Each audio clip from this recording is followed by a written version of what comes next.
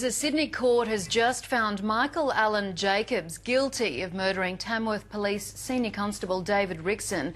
Nine's Jane as a party was at Darlinghurst Supreme Court for the decision. Jane, can you talk us through what happened in court? Well, Eva, there was a lot of emotion in the courtroom as the jury foreman read out that guilty verdict. David Rixon's widow, Fiona, has been at this court every day for 4 weeks of this trial. She let out a loud sob, hugged David Rixon's mother, Gwen, and police officers who've been there supporting her throughout this whole time.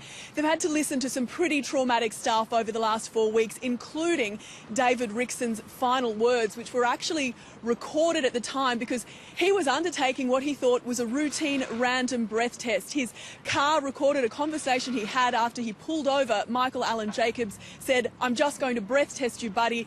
And then we heard the sound of 3 gunshots being fired. There were 4 weeks of evidence, as I said, but it took just 2 hours for the jury to reach their guilty verdict today. And this is what David Rixon's wife, Fiona, had to say outside court. On behalf of the children and I and Gwen and Max, I'd like to thank the jury for the verdict. They really had no possible other one to make. Just relieved. David deserved this. He did. He really deserved this. Well, Mrs Rixon there says that David Rixon deserved this verdict. He actually managed to arrest Michael Allen Jacobs after he'd been shot himself. When police arrived at the scene, they saw Michael Allen Jacobs in handcuffs. This whole time, though, he's maintained it was another man who fired the fatal shot, a man called Terry Price. He gave evidence during this trial and said that he was at home at the time, and indeed police found him there when they conducted this search.